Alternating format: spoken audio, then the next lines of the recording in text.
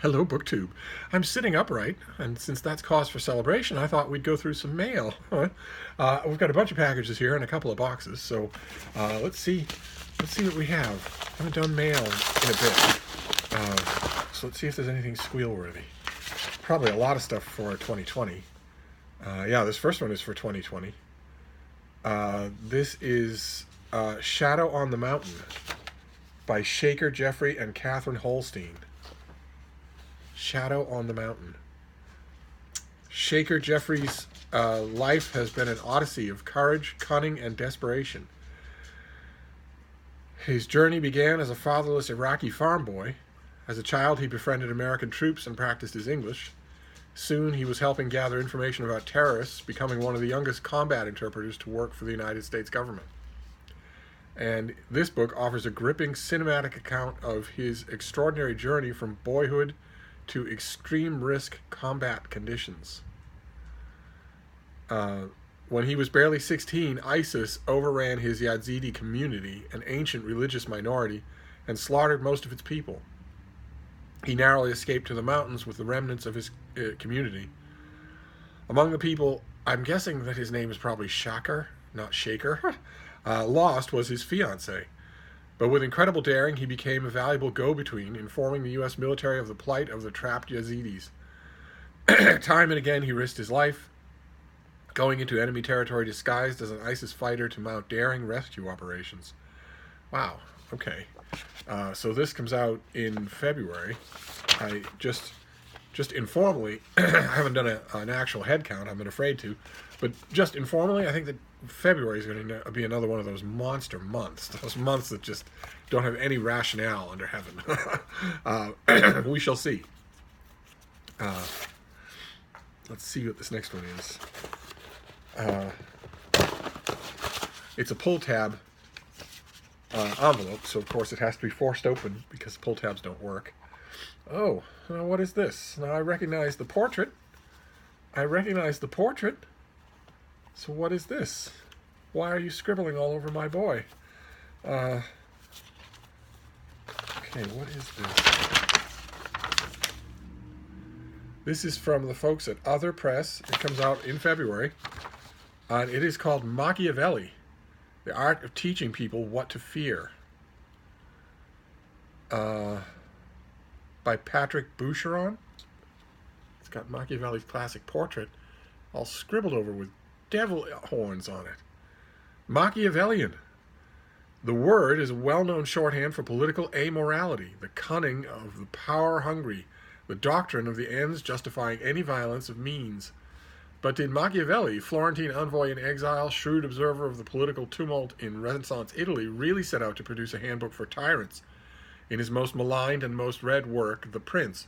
I'll give you the short answer to that. No, he did not. The Prince is one of the most misunderstood books in the Western canon. Or was he rather, as Jean-Jacques Rousseau believed, instructing the people on what they have to fear? In this book, a preeminent historian explores the easy caricatures of Machiavellian thought, offering a prismatic and provocative take on an unjustly maligned figure with valuable political insights that resonate as strongly today as they did in his own time. Okay, so is this translated then? Yes. Yes, it is. Okay. All right. Okay, once again, the title has been changed from the original French, and the original French's title was much better.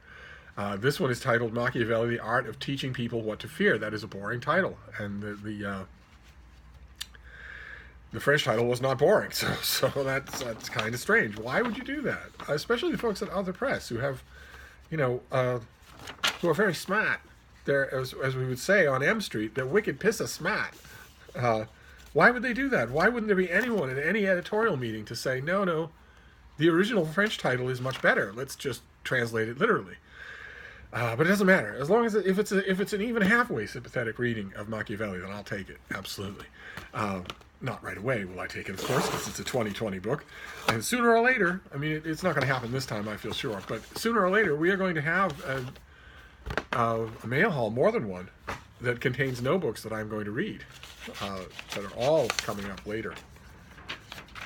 Oh, okay, this is another 2020 book. No, it isn't. Oh, goodness gracious. No, this is a paperback original that comes out in early November. This is by Dale Peck, and it's called What Burns. It's a collection of stories. There is little doubt that Dale Peck is an outspoken and controversial cultural critic. Yes. A reading list of Dale Peck's takedowns is not a slender anthology, and yet the only anthology ever made of them is slender. There ought to be a much bigger work on his book reviews. It probably starts with his review of Rick Moody's memoir, with his now infamous first sentence, and ends with a recent op-ed about Democratic presidential hopeful Pete Buttigieg. The infamous first sentence of that Rick Moody piece was that Rick Moody is the worst writer in the world. The latter was so controversial that it was pulled mere hours after publication. That piece inspired a wave of condemnation and social media outrage, but it also opened the door for a thoughtful and highly informative conversation about the history of gay rights movement and what the term homophobic and what limits the term homophobic might have. But that's not the reason that the Pete Buttigieg piece was pulled. Okay? That's not the it wasn't pulled because it was incendiary. Nobody pulls things because they're incendiary. It was pulled because it was rock against a brick wall stupid. It wasn't that it was embarrassing because it was bigoted or reactionary or hot take-ish or clickbaity or anything like that. It was embarrassing because it was so stupid. No one in their right mind would have left it up, no matter what they think about the gay rights movement. But anyway, people have opinions about Dale Peck, a rare trait in authors of any genre. Step 1 foot onto BookTube. Why don't you? People write about Dale Peck like they write about pit bulls. He's either a fearless boon to the community or he can't help but bite. Oh my, this pub cheat is doing pretty much everything wrong, isn't it? I was elaborately face smooched by a pit bull just yesterday. Big, enormous fellow with a head as big as Frida. His head was as big as Frida's whole body. And he sensed immediately that I was feeling under the weather. And did what pit bulls always do when they want to feel sympathetic towards you. They try to fit your whole head into their mouth. And are very nearly able to do it. He was very nearly able to fit my whole head inside his mouth. But Dale Peck the critic is not the only Dale Peck. No, it's true. He's also a bad novelist. Dale Peck the writer is arguably even more culturally important. In What Burns, Peck's first collection of short stories in his 20-plus year career, there are 2 O. Henry Award stories as well as one that won a Pushcart Prize. He's previously a winner of the Lambda Award, and his cycle of novels that began with Martin and John are considered, essential to the canon of LGBTQ fiction.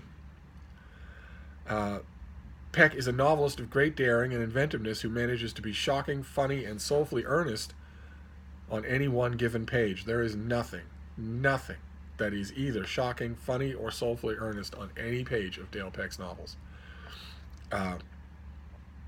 So I don't know what the LGBTQ, Q standing for questioning, when last I checked, last week, the Q stood for questioning, which, according to the acronym makers, is meant to be a sexual identity. So, Grandpa, you're 70. Are you gay or straight? I'm questioning. I've been questioning for the last 60 years. I don't know what they could be thinking to canonize his fiction, but maybe his stories are different. Peck's emotional openness, intelligence, and willingness to fashion more than a few readerly hazards in his fiction is what makes him such an exciting writer. Okay, this is a little too pointed. I'm now assuming that this pub sheet was written by someone who doesn't like him, and knows exactly what to write, and knows exactly what to describe. But it doesn't matter. It doesn't matter because most of the stuff in here is going to be new to me, and it's a 2019 release, so I will read it, and I will read it with an open mind. So we will see. Let's see what we have here.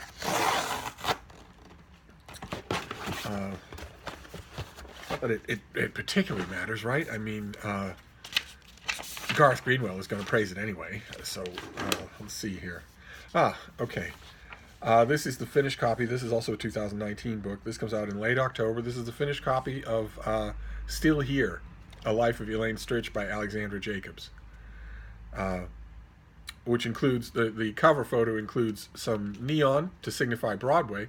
It includes our legendary subject, and it also includes the cause of her death.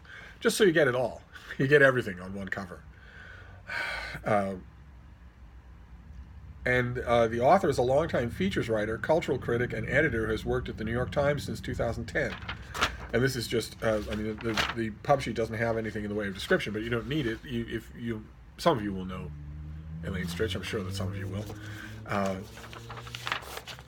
I have had the advanced copy of this thing, and I haven't got to it, so I'm glad to have this. I'll just plow right into it. It's the first one here of this batch that I will plow right into. Let's see what this next one is. It feels heavy. Could be another finished copy. Oh, no, it's an advanced copy. Oh, boy, oh boy. Okay, this comes out in 2020. This is going to have quite a few of you smiling. In much the same way that I'm smiling myself. This comes out in March, early March. This is the new Sharon Kay Penman novel, The Land Beyond the Sea. Gigantic thing. And in this book, she explores the new environments and new cultures previously untouched in her works. This is the story of the Kingdom of Jerusalem's defense against invaders during the Crusades. She focuses on 3 extraordinary men: King Baldwin of Jerusalem, his loyal supporter Balian, and the first Sultan of Egypt and Syria, known as Saladin. It is the story of a young kingdom baptized in blood during the First Crusade, now facing the greatest threat to its survival. And it is a story of a clash of cultures that continues to resonate to this day. Well, okay. King Baldwin is fascinating, of course. He was young, he had leprosy, and worked to what he saw as the good of his kingdom anyway, even though his every moment had to have been pretty awful. But I think I will speak for a lot of readers, especially historically people, history buffs that come to Sharon Kay Penman. The idea of a novel, protracted fictional portrait by her of Saladin is the reason to come to the book for me. I mean, I will read the others. Most of you know this author, I'm sure you do. This will be exhaustively well researched, and so I will learn a lot about Balian, who I don't know a whole lot about. I know a lot about King Baldwin, and I know a great deal about Saladin, and I'll be interested in her take on all 3. So that is a lot of you. This is going to be an auto buy. Is that the BookTube phrase? An auto buy. Sharon Kay Penman has been around forever. She's been writing historical novels that people love forever. So I'm looking forward to it. I won't of course touch it until the new year. But okay, that brings us to the boxes. We have 2 boxes, and one of them is a fairly odd size and shape. This thing is unevenly weighted. I have a feeling that it's a big box that contains a little book, because it doesn't have quite the heft that I would expect. Let's see what we have here. Okay, I was correct. It's a big box that contains a mass market paperback. Do we have anything in the way of paperwork? No, we don't. We have an invoice. Okay, well, we don't need no stinking paperwork. Especially since a lot of you, especially Sarah, of course, and my sister from another mister, my soul, my spirit animal over at Steeped in Books will know this author, but a lot of you might too. This is Sophie Barnes, the romance author Sophie Barnes, and this is called The Forgotten Duke, a book in the Diamonds in the Rough series. I wish that I could give a sense to you of how different this feels. It feels very solid. It's a heavy mass market paperback. It's a heavy. Am I remembering an email about this? I might be remembering an email about this. The problem all week long, I've just been sick, and I'm not the best at remembering email correspondence. Anyways, I get flooded with email every day. I'm not trying to to invoke any sympathy or any pity, but I get flooded in emails every day. And I think, now that I think about it, I think that I remember the publicist approaching me on this because it is not with a major publisher. Sophie Barnes, of course, is a prolific, beloved, and well-known romance author, and yet this is self-published. The Forgotten Duke is self-published. How fascinating. How utterly fascinating. So I don't have a sheet, so I don't know, like, for instance, all-important detail like the price. I'm assuming this is $7 or $8. But anyway, what have we got here? What have we got here? We have, on the cover, we have a pair of abs you would never see in the Regency, but I'm not complaining, are you? Let's see here. When Carlton Guthrie, the scoundrel of St. Giles, encounters a runaway bride, he offers to help her. Not out of kindness, but because she's the Earl of Hedgewick's daughter. Using Regina to exact his revenge on her father seems like the perfect plan, until Carlton starts to fall for the innocent beauty. Seeking refuge with a notorious crime lord was never part of Regina's plan, but in her blind attempt to escape the fate her parents have planned for her, options are limited. What she doesn't expect is to pull aside Carlton's facade and to find a tormented man who makes her feel safe and cherished, a man she could easily love if he'll let her. And even in that plot description, which is, very brief, you're going to recognize that here Sophie Barnes is playing to her strengths.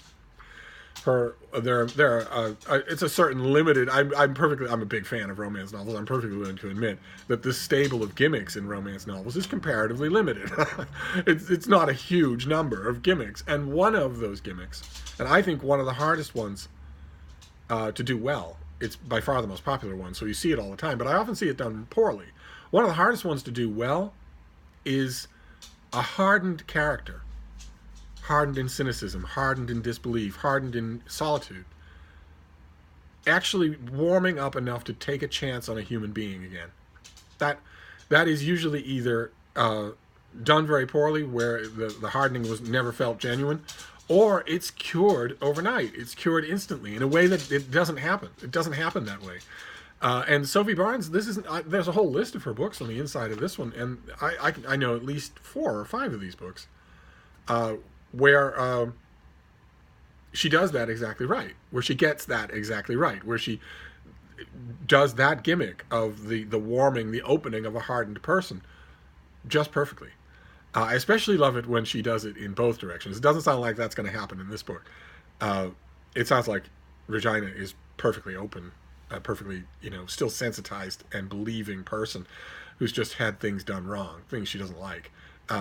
When the gimmick is that both people are hardened, the young woman and the young man are hardened, and they both warm, that's even more enjoyable. But the idea of I wonder what the story behind it is. Why would Sophie Barnes self-publish a romance novel? I mean, it looks fantastic. It sounds really good.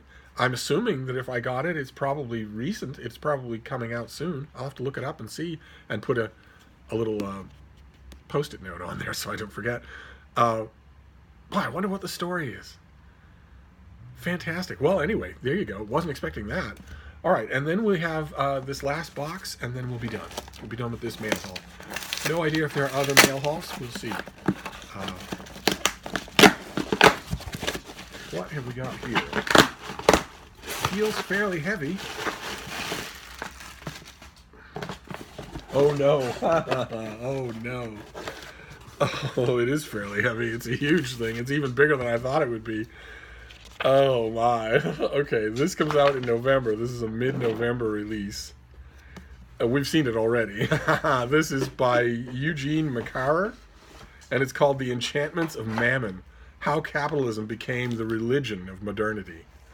Look at the size of that thing. Good Lord. And the author is an esteemed professor of humanities at Villanova University. And in this book, he reveals how the idea of wealth ensnared us, perverted our sacred way of being in the world. Humans don't have a sacred way of being in the world. Humans have a persistent habit of telling themselves that they do, but they don't. They don't. When it comes to understanding the world's dominant economic system, even socialists and Wall Street wolves can agree capital is rational. For centuries, capitalism has been understood as part of the disenchantment of the world, stripping material objects and social relations of mystery and sacredness. With keen insight, dazzling prose, and cross-discipline synthesis, McCarr takes aim at such conventional wisdom. Capitalism, he argues, is full of sacrament, acknowledged or not. First flowering in the fields and factories of England, capitalist enchantment was brought to America by Puritans and evangelicals, whose doctrines left ample room for industry and profit. Later, the corporation was mystically animated with human personhood to build a heavenly city of mechanized production. By the 21st century, capitalism was thoroughly enchanted by the neoliberal deification of the market. I think that I could be wrong. I might have a lot of phlegm in my ears, but I think that I distantly hear David Murphy screaming in outrage at every single sentence in that paragraph.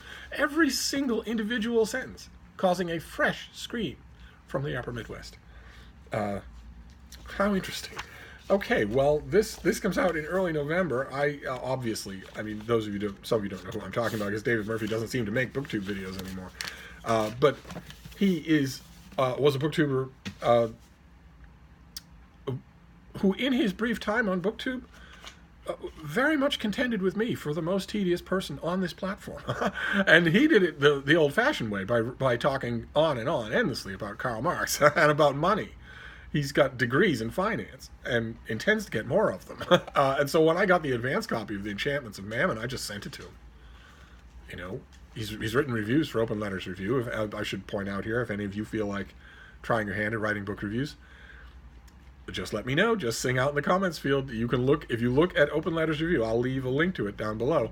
If you look at Open Letters Review, you can clearly see the number of booktubers who have succeeded in having a ball writing book reviews. And so you could be one of those people. But obviously, if I have contact with someone who has advanced knowledge about finance and money and economics, then I'm going to send these books to him. I'm going to send this to him rather than try and review it myself. Although I must admit, I am kind of curious to try and read it. I read Capital by Piketty, after all, so I'm kind of curious to know what I would make of it. But one way or another, I have another book going out to him, so I'll just make a package. He is still alive, just in case you're wondering. So let's see. So we have The Enchantments of Mammon, an enormous thing. Let's see here. We have Still Here, a biography of Elaine Stritch. We have The Land Beyond the Sea, gigantic new historical novel by Sharon Kay Penman. Cause for celebration for her numerable fans. Then What Burns, collection of short stories by the controversial Dale Peck. Shadow of the Mountain, about a Yazidi who works with the U.S. forces at grave danger to his own life. We have Machiavelli, The Art of Teaching People What to Fear by Patrick Boucheron, that is all about reading Machiavelli correctly. And finally, we have The Forgotten Duke by Sophie Barnes, by the Sophie Barnes. A new book of hers that is self-published. So that is our mail haul for now. And this book raises the question with me of, I mean, I don't know how many diehard romance readers watch this channel, aside from Sarah. But I'm wondering about them just in general, not just the ones who do or do not watch my channel, but just in general. How are romance fans going to know that this book exists? I mean, Sophie Barnes fans will know because they'll be checking her website. She's probably active on social media. There'll be announcements and whatnot. They'll be able to buy it directly from her. But the problem that we've talked about many times about self-publishing is distribution. What's going to be the story with this book in bookstores? That's not a problem if you're publishing romances for St. Martin's or Avon. Your book will be in bookstores. But what about this? It's filling me with questions that don't have anything to do with its actual content. I will read its actual content today. And so I'm going to wrap this up for now, but I'll be back. Thank you, BookTube.